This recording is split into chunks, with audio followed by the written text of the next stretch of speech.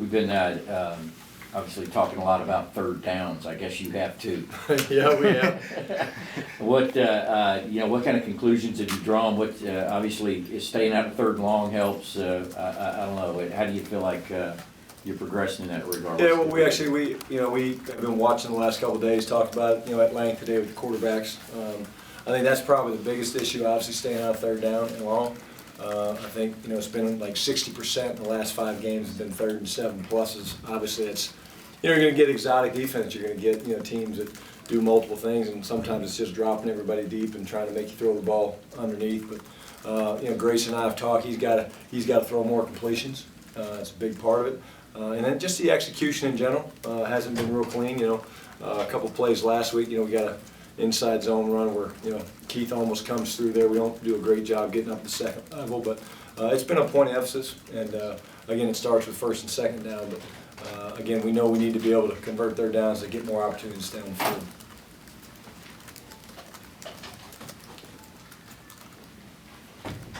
Yes, it seems a little late now, but obviously Coach Spurrier stepping down like that. What was your surprised to see that happen? Yeah, I think so. Yeah, I think so. He must be antsy about playing golf. But again, it was awesome seeing him. Before the game, after the game, when we played him. But I just wish him and Jerry nothing but the best. And I don't think he's going anywhere. I think he's just he'll be around for sure.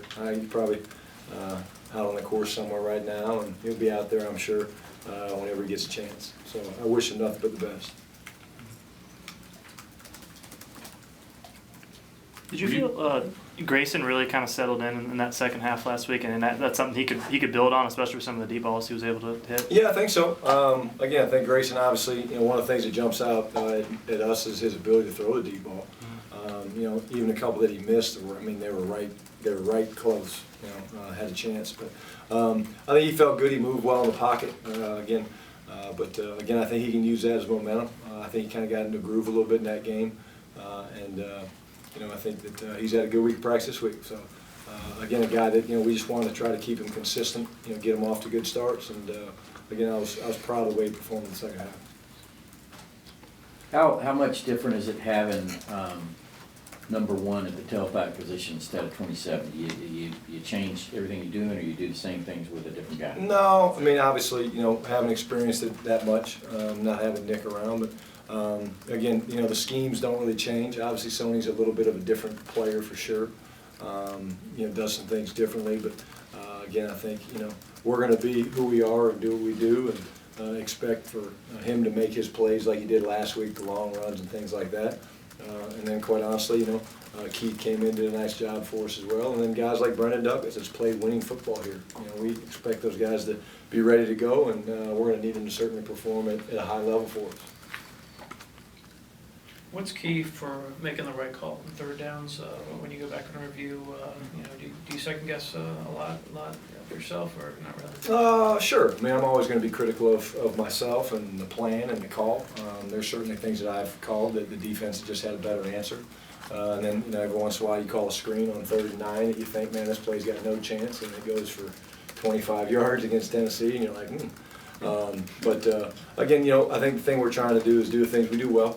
We've looked at that. Again, talking with Grayson, the importance of him saying, okay, hey, it's 3rd down. Sometimes when you're going no huddle and you're just rattling plays and things like that, he's got to actually know, hey, this is 3rd down. This is a pretty important play. But try to focus on doing the things we do well. Getting the guys in the right spots is more important than necessarily the play, that we're trying to call. When you watch the games, it seems like the pass blocking really good, and the run blocking, a lot of times there's not that push. Is that a direct reflection of other teams stacking the box, or is there something else? Probably a little bit of both. I think obviously there's been some times where we haven't really gotten as much movement as we'd like to. Certainly there's teams that are loading the box, like Tennessee was firing their linebackers and things like that. The big emphasis this week with the offensive linemen is, again, we do a great job getting our hats and our targets right, but it's that strain of, hey, there's always a stalemate in the point of attack when you're blocking, and just being able to strain and move those guys. We call it getting displacement. Again, I think a lot of it's just, pad level, and again, big thing is you got, offensive football, you gotta get a rhythm. I mean, you can't go 3 and out, which we've done too many times, and we started the game slow last week.